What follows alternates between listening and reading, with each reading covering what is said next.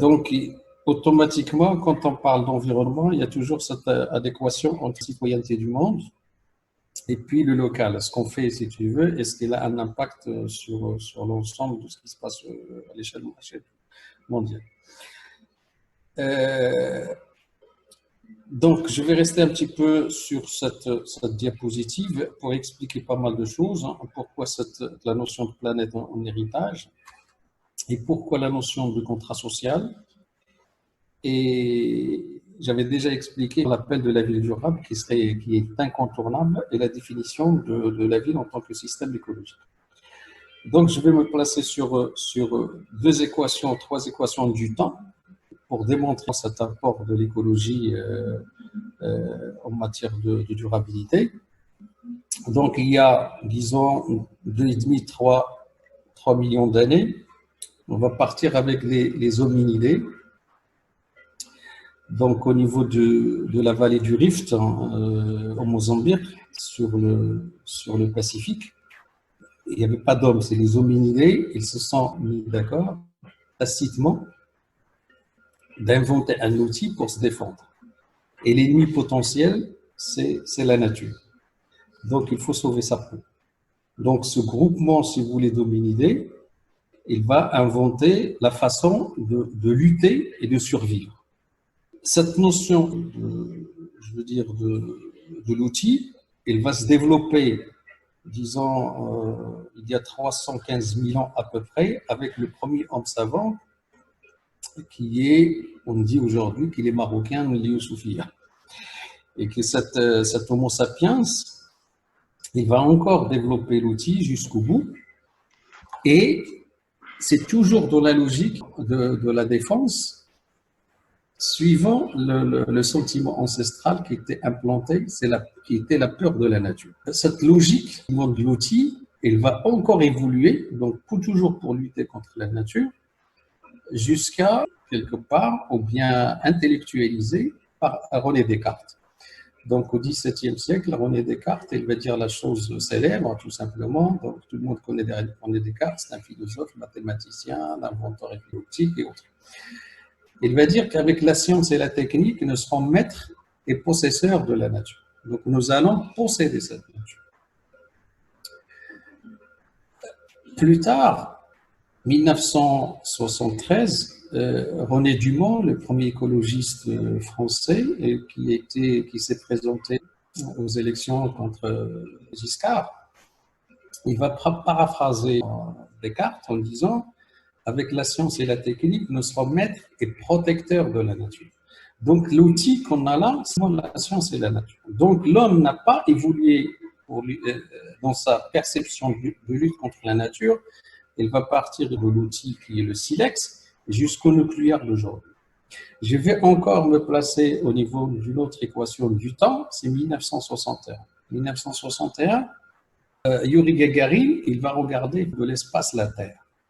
Et il va crier que c'est une planète fragile, belle et mesurable. Donc, à partir de là, on va changer de paradigme et de perception de l'espace et de la Terre. Donc, nous allons rentrer d'emblée vers une équation à résoudre, c'est-à-dire la notion de finitude du monde. Donc, à partir de là, des années 60, si on peut dire, on va commencer à s'intéresser à l'environnement. Et comme j'ai dit la dernière fois, l'environnement est une invention scientifique desquelles, 1866, donc par la systémique. Par contre, le paysage est une invention des artistes, c'est-à-dire pour faire un peu la différence. Donc, dans cette logique de la définition de l'environnement et de la protection de la nature, il vient s'insérer plusieurs protocoles, par exemple celui de Rio, et plus tard, plusieurs, COP, jusqu'à la COP 25 à Madrid. Donc, on est passé, comme je dis tout à l'heure, à un contrat social tacite, c'est-à-dire de lutte contre la nature, et maintenant on est en train de fabriquer un contrat naturel, c'est-à-dire qu'un تصالحوا à la nature. Alors que notre économie, depuis le XVIIe siècle, elle a pris pas d'élan par rapport à la notion de croissance infinie. Donc il y a deux oppositions qui sont concomitantes, la finitude du monde et puis l'économie qui est basée sur la croissance. Donc, d'où cette logique par rapport à cette diapositive. Comme j'ai dit la dernière fois, tous les êtres vivants, ils ont un code génétique qui leur permet d'évoluer dans l'espace et de se spatialiser, sauf l'homme, et puis il l'a inventé par la ville, qui est devenu son système, son biotope à lui, qui est son système écologique. Donc, on va être bientôt, je veux dire, la première puissance démographique du monde en tant qu'Africain, avec 6 milliards d'habitants. Donc, ça va être quelque chose de stupéfiant. Là, c'est juste pour montrer une boutade qui est très intéressante. J'avais participé à un concours du parc zoologique de Vincennes. J'étais classé deuxième, donc c'était Paul Chimetov qui l'avait gagné. Et j'ai utilisé exactement cette métaphore, c'est-à-dire vous rentrez dans le zoo et j'ai mis les gens en cage et j'ai libéré les animaux. Donc c'est juste pour montrer que cette logique de prendre un animal et de le mettre en cage, il est infiniment incontestable. Donc c'est toujours dans la planète en héritage et c'est toujours dans la question qu'allons-nous faire avec l'ensemble des êtres vivants qui vivent autour de nous et avec nous. Donc, on a pris cette notion de croissance dans la logique de l'étalement urbain et puis dans la logique de la conquête de la ville. Et on a des territoires monstres où nous vivons, c'est-à-dire il n'y a plus de contact entre le sol et le sous-sol. Et nous sommes rentrés d'emblée dans la scarification et l'artificialisation de la terre. Vous avez Mexico à gauche, qui est sur une cuvette et qui est invivable. Et c'est une métropole ingérable aujourd'hui. Tous les efforts de Mexico, ils vont vers la dépollution de la ville. À droite, vous avez ce que j'appelle moi la fin du monde, c'est-à-dire vous avez tout un tissu pavillonnaire au niveau de Los Angeles, et puis cette notion d'échelle des territoires introduits pour dépasser les autres territoires avec cet échangeur-là, à côté de cette petite logique pavillonnaire. À quoi ça sert d'habiter son pavillon à côté d'un monstre qui met hors échelle son habitat? D'autres choses qui nous interpellent, c'est que nous produisons tellement de déchets et on n'est pas conscient de cette production et on n'est pas conscient de leur gestion. Là, vous avez la décharge de Medina qui coûte énormément cher à la collectivité. Et en plus, il y a une pollution du sol et du sous-sol qui est incommensurable. Alors qu'on peut, on va le voir tout à l'heure, travailler la gestion de déchets, je veux dire, par le trait sélectif intramuros à domicile, et ça peut limiter tous ces dégâts. Et ce qui est encore terrifiant, c'est qu'on voit une vache qui est en train de se nourrir de cette décharge et qu'on va trouver de l'autre côté dans notre activité. Donc, comment s'en sortir? À mon avis, pour s'en sortir, il faut absolument qu'on regarde tout à la fois. Donc, l'héritage qu'on a eu par rapport à l'école des beaux-arts, c'est-à-dire la perception je veux dire, esthétique de la ville, avec le fonctionnalisme du XXe siècle, avec la perception environnementale du XXIe siècle, avec l'héritage économique de toute l'humanité jusqu'à nos jours, avec la croissance, et avec la technique, et ce que nous voulons faire par rapport à tout ça. Donc, il y a une synthèse de tout ça de façon optimale pour comprendre ce que nos actions sur la ville. Donc, la ville durable, pour moi, c'est celle qui va connaître les relations qui existent entre les gens, les plantes, la faune, la flore, l'air, l'eau, la température, etc. Or, je viens de démontrer tout à l'heure que la finitude du monde et cette petitesse de la Terre, elle nous oblige à être des citoyens du monde et à penser la ville comme un jardin planétaire. C'est-à-dire, au lieu de dire nous sommes dans une étendue, parce que si vous voulez, on a vécu avec les croisades, on a vécu sur un monde horizontal qui nous pénalise aujourd'hui et on a du mal à se déconnecter de cette perception du monde à l'horizontale, alors qu'on est nous vivons d'emblée dans un monde fini. Voilà, je vais arriver directement au référentiel de la durabilité, c'est-à-dire que la vie durable est un héritage. Donc, c'est un principe de solidarité intergénérationnelle. Donc, ça veut dire que quelque part, la Terre, nous l'avons empruntée à nos enfants. Et il faut absolument arriver à prendre en considération non seulement les besoins du moment, mais leurs besoins à eux aussi. Donc, il va se décliner en 5 référentiels qui vont eux-mêmes se décliner en 15 cibles, c'est-à-dire 15 objectifs. Donc, toujours la notion de gestion de territoire dont on a débattu, redébattu, je vais encore revenir là-dessus. La question de l'eau, j'ai toujours dit qu'on est rentré dans le stress hydrique. Donc, les guerres du monde, ils vont être les guerres de l'eau. L'énergie, la ville, elle consomme jusqu'à 70% de l'énergie de la planète. Les déchets, le bâtiment, 45% des déchets à l'échelle de toute la planète. Et puis, comment allons-nous vivre dans un confort, dans des lieux, si tu veux, où la santé prime, et tout ça dans une logique de gestion environnementale, avec le management environnemental. Maintenant, on va partir dans la définition de ces cibles avec les objectifs de chaque référentiel. Donc, quand on parle d'aménagement du territoire, de quoi s'agit-il? Donc, il s'agit, dans un premier temps, de comprendre effectivement les deux tendances qu'on a, c'est-à-dire le passé et l'avenir. Donc, il y a des dichotomies qui sont là, la culture et la nature. C'est quoi la culture et c'est quoi la nature?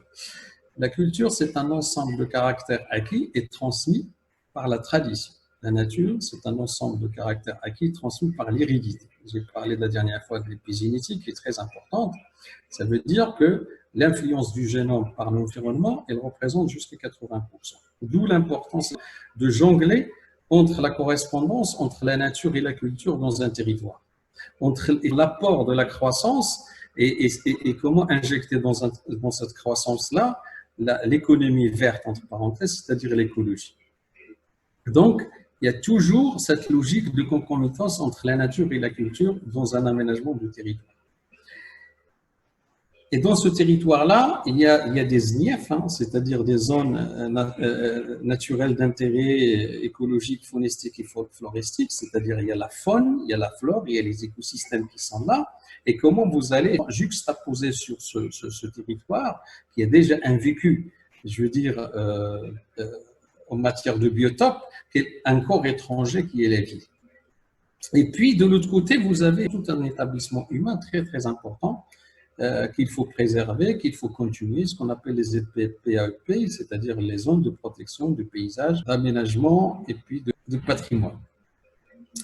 Par rapport toujours à cette notion de territoire, vous avez la nature par ses lignes de force, par sa constitution même, au terrestre, par la géomorphologie, par la géologie, par pas mal de choses.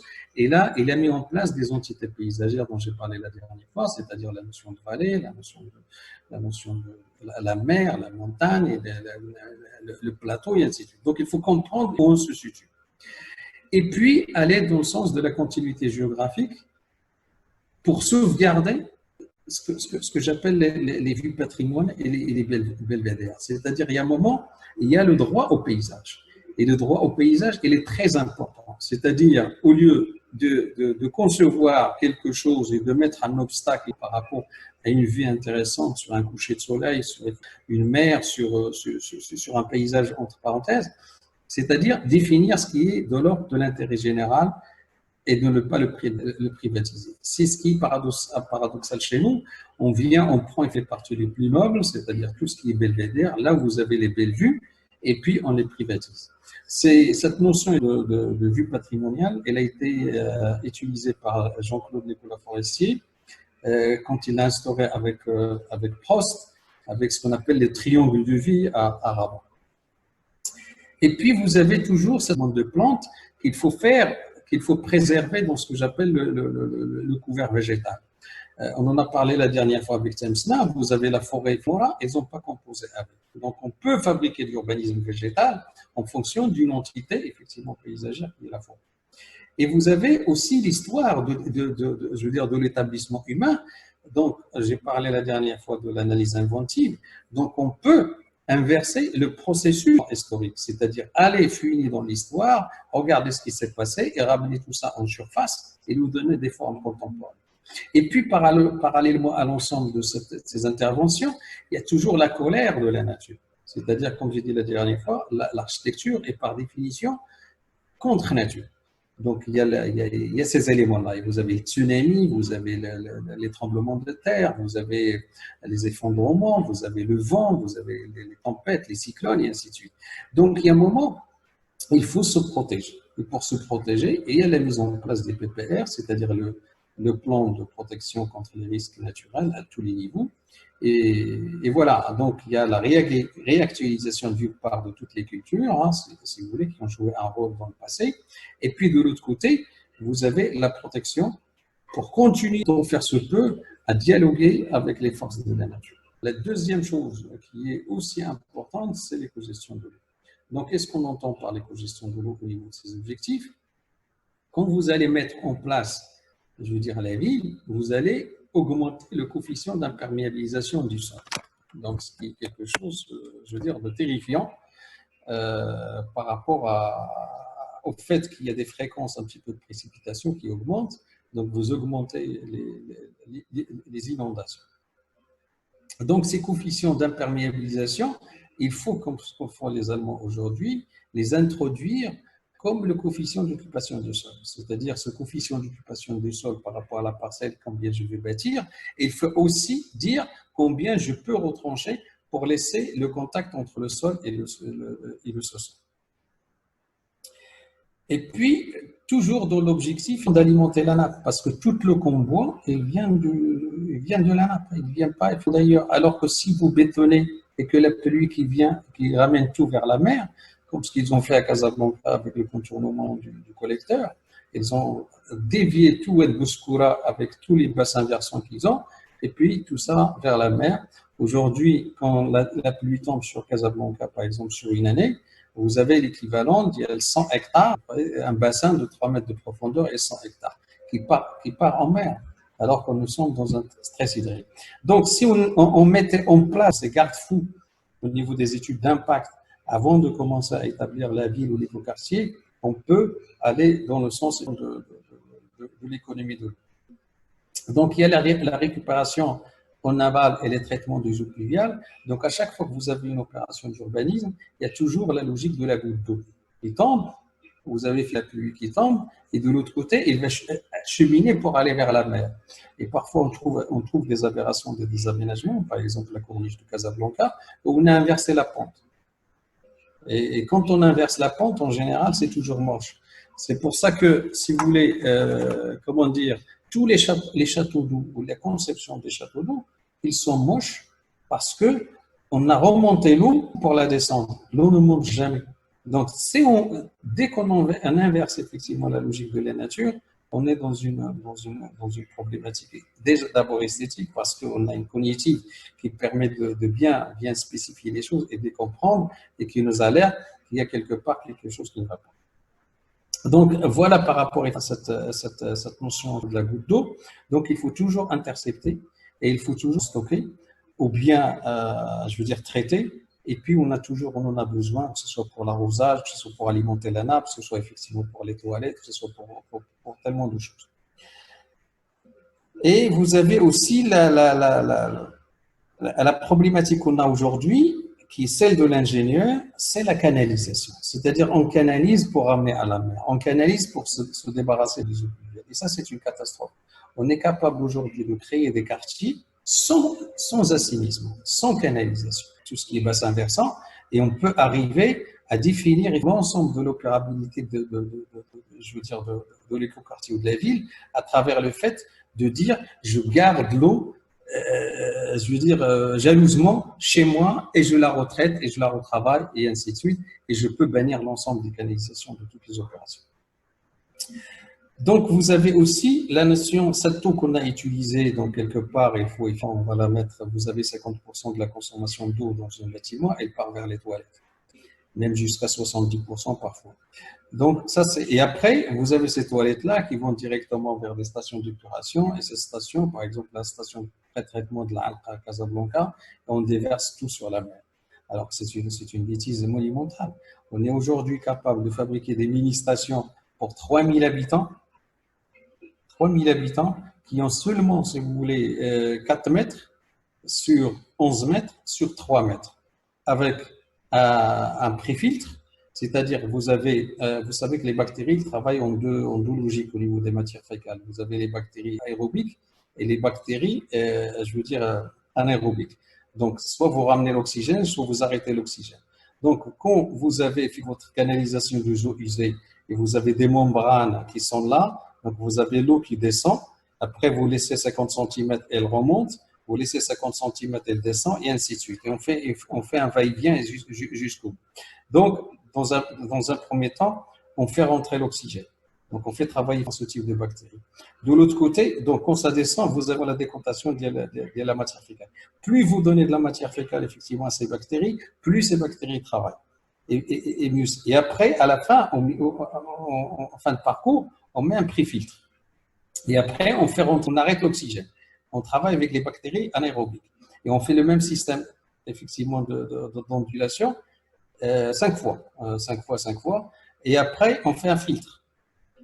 Et à partir de ces filtres, on ramène directement vers la bâche. Ce système-là, il ne coûte que 500 000 dirhams. C'est un système indien, hindou, qui était amélioré par les Allemands et ça coûte rien du tout. Je l'ai réalisé dans le Nord et ça va, ça marche très très bien. Donc on peut fabriquer aujourd'hui dans des opérations du dualisme pour 3000 habitants, ça se met sous la chaussée ou ça se met sous une allée ou dans un jardin ou bien dans le sous-sol. Et voilà, donc là vous avez de l'eau, vous pouvez le récupérer et puis vous en faites ce que vous voulez. L'énergie. L'énergie, c'est aussi la guerre de demain. Comme je disais tout à l'heure, 70% de la consommation mondiale de l'énergie, elle est dans les villes. Et maintenant, à partir de là, quand on pose la question de l'énergie, c'est toujours, on a tendance à aller chercher les énergies renouvelables. Donc ça permet de dire, attention, il faut aussi limiter les extensions des villes. Quand vous limitez les extensions des villes, automatiquement, vous construisez effectivement les villes compactes ou bien les villes sur elles-mêmes. Ça permet, comme on en a débattu déjà, de préserver les espaces agricoles, les écosystèmes et autres. Mais quelle est la logique de la capacité de la ville? C'est de limiter les distances, effectivement, de parcours. Il y a une distance psychologique très importante chez l'enfant. L'enfant, quand il se balade, il ne s'aventure jamais au-delà de 500 mètres de chez lui. Donc, on peut prendre les équipements, les dispatcher à 5 minutes de chez soi, et une fois que les équipements sont dispatchés, on dit que ça, c'est la limite d'un écoquartier, on va fabriquer effectivement un autre. Sachant qu'un écoquartier en écologie, il est entre 50 000 et 70 000 habitants. Donc, la capacité de la ville va permettre d'économie d'énergie. Et si on rajoute à tout ça le télétravail avec le Covid et autres, donc on est dans des logiques très, très, très importantes. La deuxième chose, c'est l'utilisation des énergies renouvelables. On a de l'énergie gratuite. Quand vous prenez une surface sud, par exemple au sud de l'Europe, cette surface vitrée, elle va avoir tendance à produire 2 watts au mètre carré. Face à Casablanca exposé sud, elle est à 5 watts au mètre carré. Et elle est à 7 watts au mètre carré.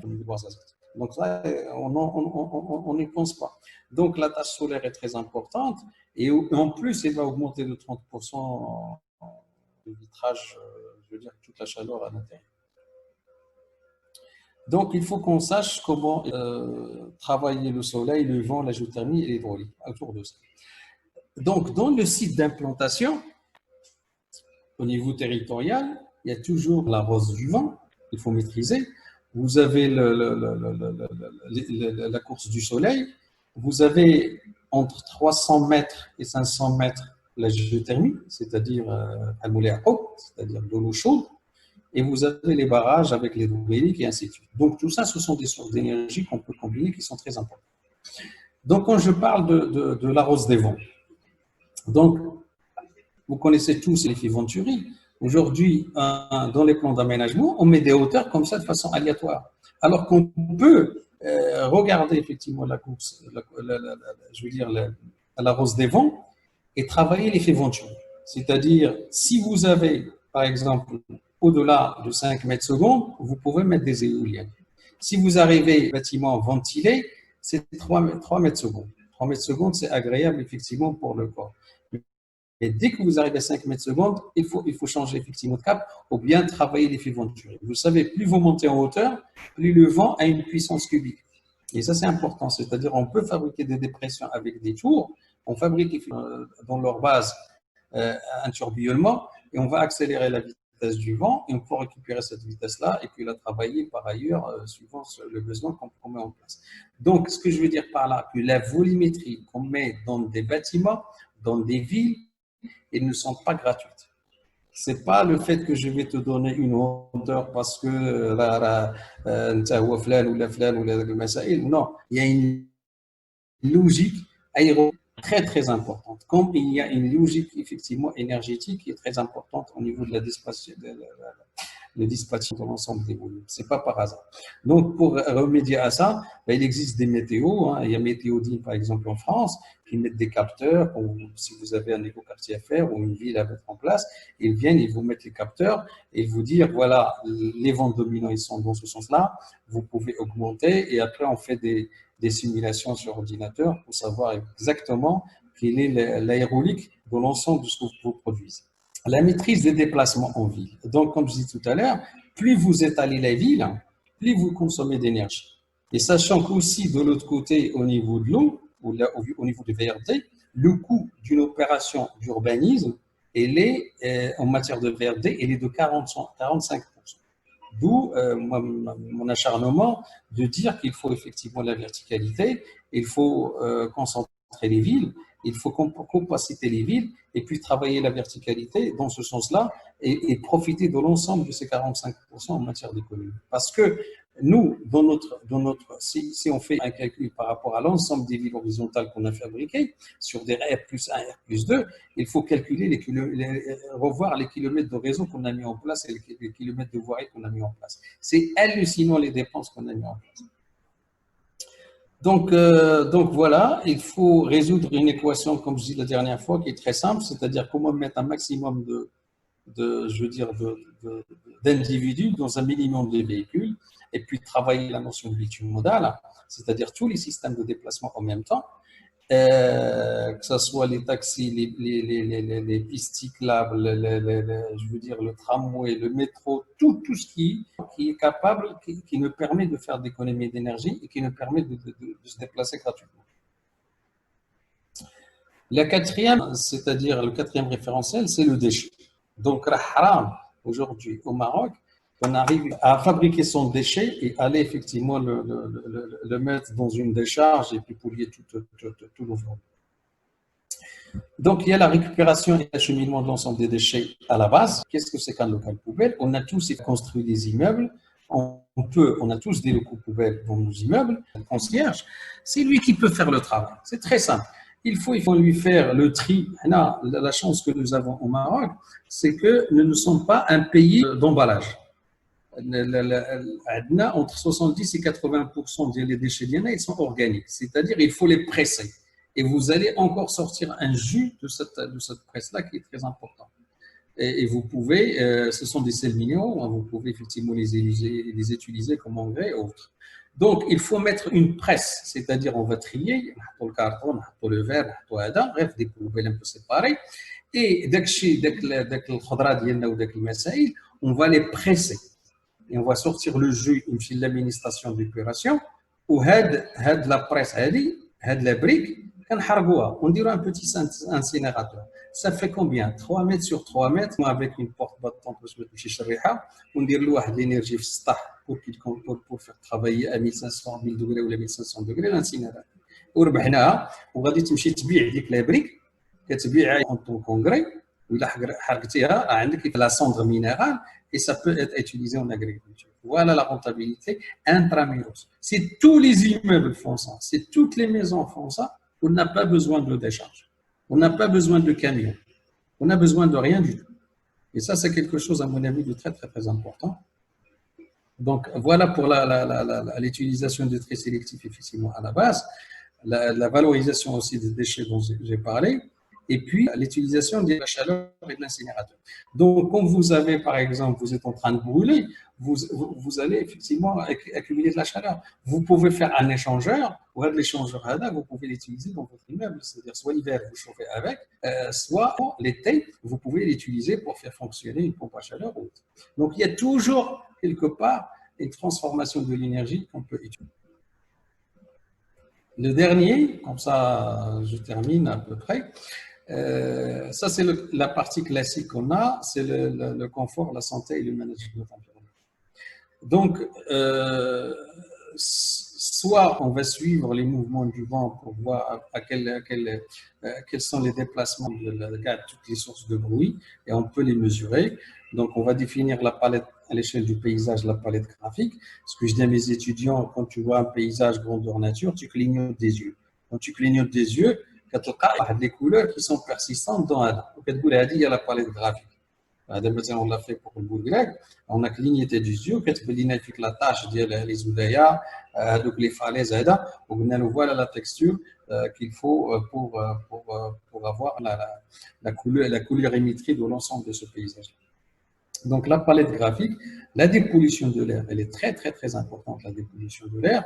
Ça veut dire que ça va l'envoyer vers le sentier propre, je l'ai dit la dernière fois.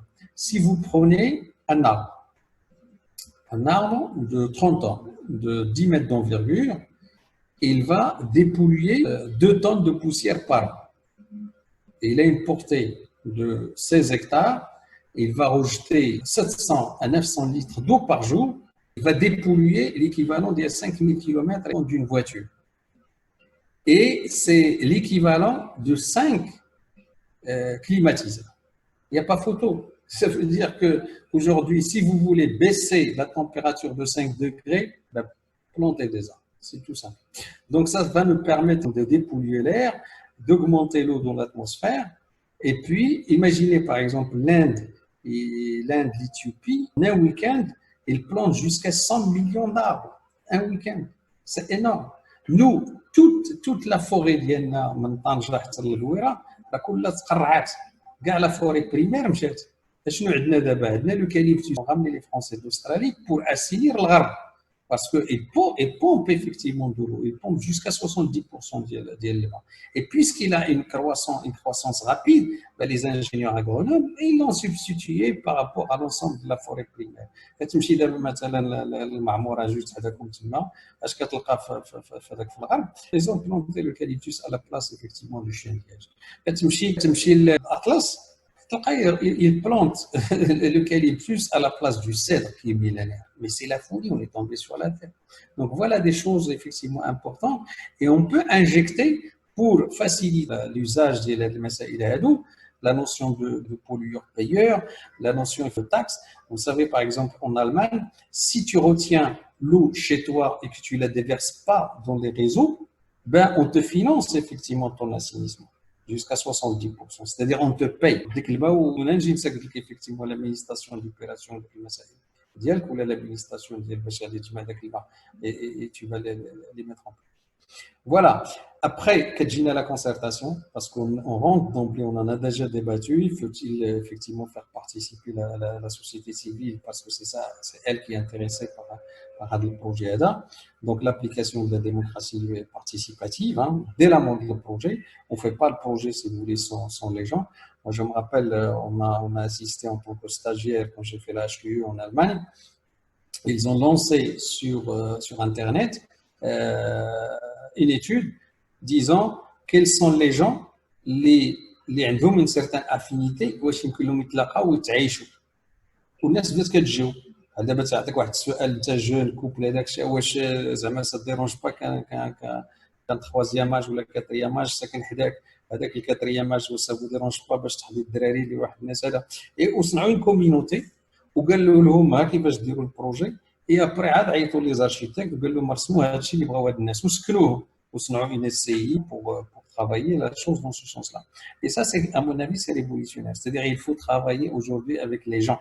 Et les gens, c'est eux, une fois qu'ils s'approprient le projet, au moins, c'est eux qui vont les continuer. Et le management environnemental, c'est qu'aujourd'hui, et on est en train d'y aller, c'est la notion du contrat naturel. L'agenda 21, c'est-à-dire l'inscription de tout projet environnemental vers l'agenda du 21e siècle. Il faut appuyer, par exemple, les actions de la COP 22 au Maroc, qui sont très importantes. Il y a 2 milliards de dollars qui nous attendent au niveau de la ville environnementale et la façon de faire les écoquartiers. La prochaine fois, Inch'Allah, on débattra sur l'architecture environnementale. Là, c'est la ville durable en tout cas. Merci. Je vous donne la main.